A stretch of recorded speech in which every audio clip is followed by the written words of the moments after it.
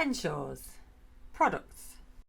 Welcome to Henshaws Knowledge Village. Today's instalment is about filters. And those filters help you see better in either low light conditions or bright conditions and various other things. And we're not talking sunglasses, so if that interests you, stay tuned. So this is all about filters, and today, to help me explain what filters are and how they can help, is Simon, our rehab officer, because he's the man with all the knowledge. And today is all about getting that knowledge out of his head into your head. So Simon. That won't take long. Yeah. Tell me a little bit about, let's talk about misconceptions really, because a lot of people just kind of go and grab sunglasses first instance. Is that right or wrong with somebody that's suffering with sight loss? Well, if it's your only option and the only thing you can do is get a pair of sunglasses, then fire away, get some sunglasses. That you know, if that's the only option. Yeah. But the problem with sunglasses is they take too much light out. And that's not what it's about, It's is it? not about taking all the light out and reducing all the light. It's actually about filtering out some of that light that just causes you the problem. Right, okay. And people have kind of three reasons to want to wear filters or shades. Yeah. One of them's about having too much light coming in. Yeah. Contrast, so clarity in the vision, and then glare as well. Yeah, I think too much light is usually the common idea, is thinking, oh, she's too bright, it's hurting my eyes. That's why it triggers people's sunglasses. Yeah. Contrast, some people don't often realise that you can improve contrast, so that makes it easier to see stuff, you know, when you're out. Yeah. And I mean, like where curbs are, and you know, it might be easier to see people in a room. Okay. You know, and then there's people that do have light sensitivity, so that is about taking light out. Right. But a lot of it's about reducing that bit where you pull your face, and you know, often if you get the right glasses, the right filters for people, you can see the face relax. And right. You can see their body relax, and they can actually, it's just a bit easier on the eye, sort of. Okay. I think there's another misconception about a certain eye condition will suit a certain filter. That's wrong. There's some guidance in that. So some kind of general advice. There's some generalisations in it if you're having to take an initial starting point. But realistically, it's a bit more of a mix and match process. There's a process to working out which glasses are good for people. You can get some guidance, you know, as to what to start with. Yeah. You know, but have a look round, you'll soon find some guidance. Yeah. Yeah, and again, it's really about contrast, eliminating light, because you might have light sensitivity, and then glare as well. Yeah. If you were going to actually start working out which pair of glasses somebody would want, the first set of filters, the first range you would do with the filters is, let's try the filters of all different colours. Yeah. And let's make sure with each one we can still see as much as we could before. Okay. And I think if you tried it with a pair of sunglasses, you might think, oh, I couldn't actually see what I could see before with these sunglasses on. Yeah. So that's the first rule, is you've got to be able to see what you could see before. And again, it's not necessarily about taking all the light out, it's taking out parts of the light that affect your eyes in a negative way. One of the biggest misconceptions is that they have to be dark. Yeah. And people will be really shocked that they're not that dark. Often the ones that give you the best results are often very pale. Okay. It's got to be the right glasses, the right filters for you. So you just give me a brilliant segue to some of the shades that are on the table at the moment. And I have put them in order. So over to kind of my my left, are darker shades, but there's no shades here that are totally blacked out.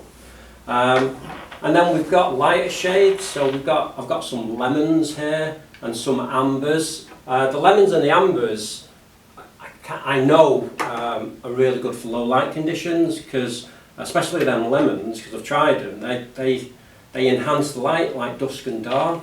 Yeah, I wouldn't want to get too technical with this. Yeah. But if you wanted to get technical, you might find that the lighter glasses take more out than some of the darker glasses. Okay. So don't let the colour affect it. Don't ever look at it and think those are too light, they'll never do what I want. Yeah. But yeah, some and they're not dark enough. So don't go with that. You've got to look through them.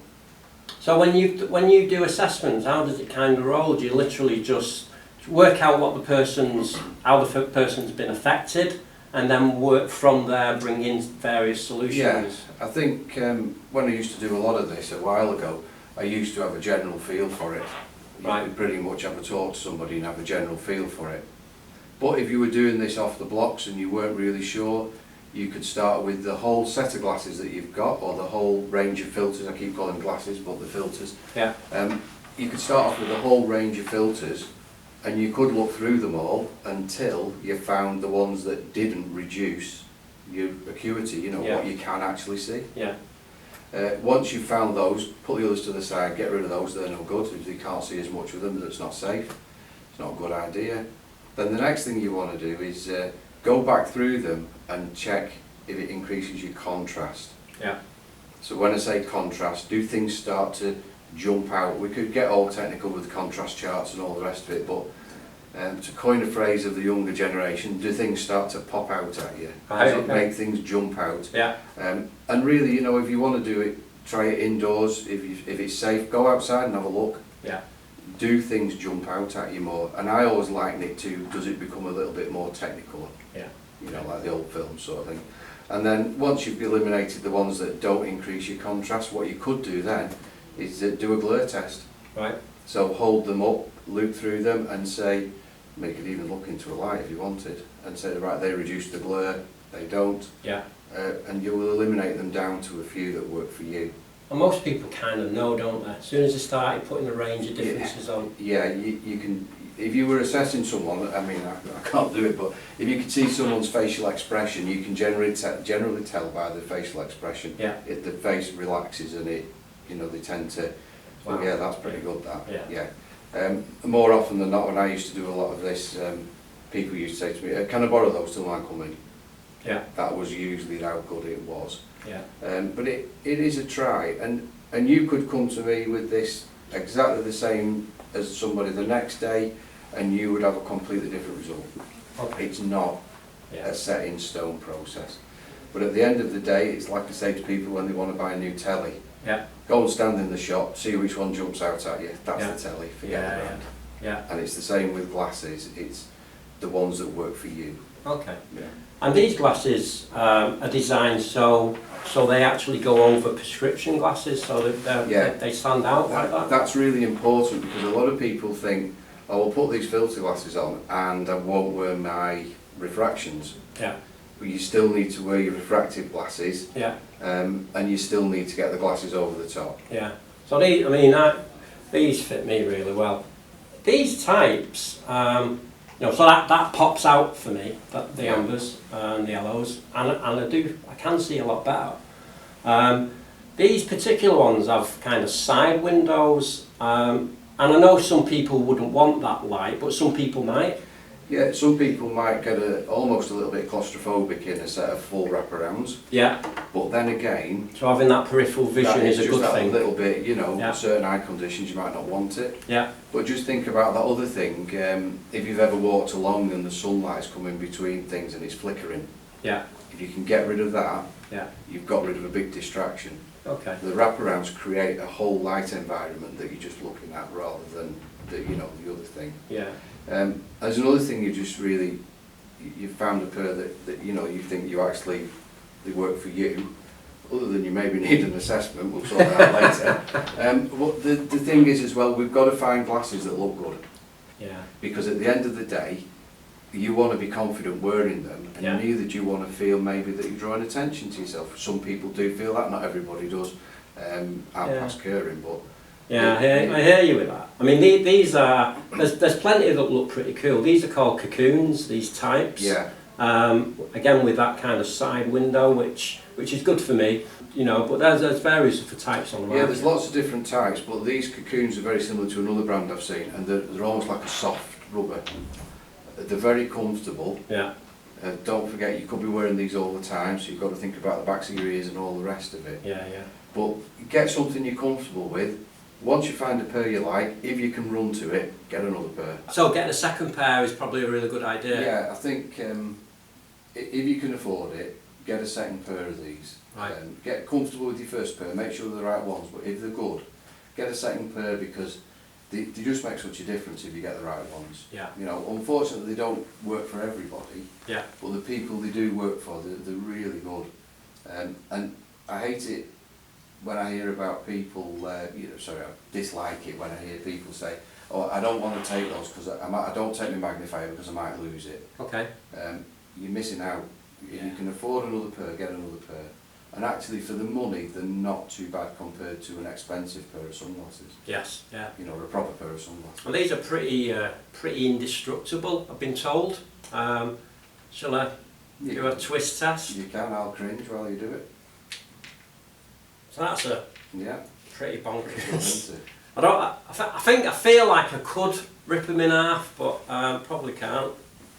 And they basically just memorise back to the normal size. Yeah, which So- I think's that I mean, it might seem a bit of a gimmick to some people, but actually it's really useful because the amount of times I've sat on things, Yeah. you put stuff in your bag, you throw other stuff in, you can't see what's going on. Yeah, yeah, It's quite important, really, that you need some good quality eyewear. yeah. Getting stuff online nowadays, everyone's got 14 days return, so it's Yeah. kind of, if you've not got a specialist to go to like yourself. I think there used to be certain companies used to be able to send you out a little filter chart, a little filter, windows to loop through. Okay. It's not. I don't think that still goes on. Most things are on sale or return. Yeah. But like I say, I would start with something light, do a little bit of homework. Yeah. You know, and start with something light. Really work out what you're trying to do. You're trying to reduce the light, increase the contrast. This Is is it a it. glare problem? Yeah. One thing we haven't talked about is polarised glasses, because you can get filters in colours and then polarised. Yeah. So why would you choose polarised? Well, one thing, if you just to touch back to sunglasses, because we're on to polarised. If you're looking at sunglasses, and that's your option, look for UV filter sunglasses. Yeah. That's a must. Polarised, if you can avoid them, avoid them. Right. People tend to use those more for like on water if you were sailing, or I think a lot of people use them for fishing. Yeah, so it diffracts the light. It's to do with the glare off water, really, polarised. Okay. But again, if you go to the opticians, grab a set of polarised glasses and you have a look through them and they work for you Yeah, yeah. on those principles of Yeah. they don't reduce, they increase your contrast, they take some of the painful glare out, then they're right, Yeah. it's better than nothing. Yeah. So you don't need to be an absolute expert to be able to understand yourself, really. You could literally try them on yourself and work out Yeah. using the principles that you explained. Yeah, I think the key thing is not to reduce your acuity. Yeah. Don't reduce the residual vision you've already got, because it's no use getting a pair of sunglasses and then getting run over. Yeah. You don't reduce your acuity, which is what you can already see all the time. That's the key. So filters can help somebody living with sight loss. So the only way to find out is to try them. Check it out. So if you like this video, give us a thumbs up. As always, please subscribe because it really does help us. And if you've got any comments, you use them, you're thinking about using them, let us know. And with regards to the Cocoons and other solutions, if you look into the description below, they'll be there. So until next time, I'll see you then. Our videos are helping people across the world. If you found them useful, please donate on our website so we can keep making more videos like this in the future. Henshaws, supporting people with sight loss and a range of other disabilities to go beyond expectations.